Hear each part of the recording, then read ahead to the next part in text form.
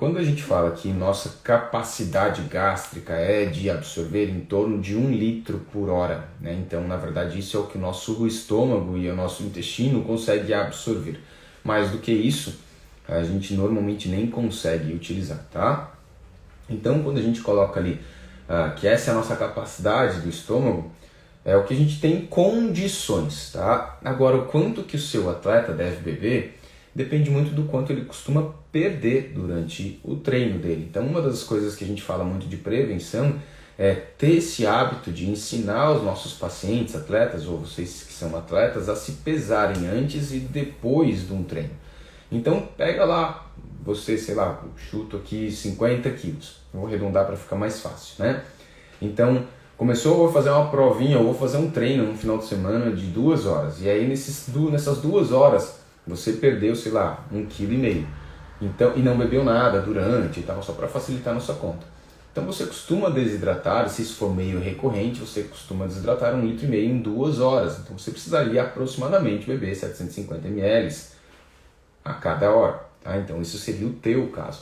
Por isso que a gente sempre fala, o ideal seria que a gente pesasse antes e depois, para saber o quanto ele costuma perder.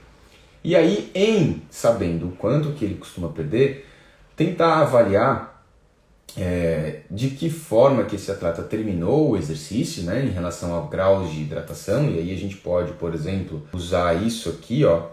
Esse aqui é um artigo, um outro artigo que fala também sobre hidratação, né, situações práticas e tal, e eles citam aqui a escala de Armstrong, que é essa escalazinha que aparece lá embaixo, lá, que tem ali os graus da cor de urina, tá? Então nesses grauzinhos da cor de urina ali é uma coisa para a gente utilizar para depois do exercício, por exemplo, saber de que forma que ele terminou, como é que está essa primeira urina que ele fez ali depois do exercício. Tá lá no número 5, 6, pô, esse cara já está com uma desidratação importante, né?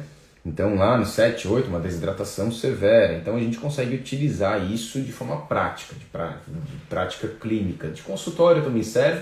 Eu costumo usar isso, inclusive, aqui dentro do consultório com alguns pacientes, mas para saber a hidratação diária, mas isso serve para campo.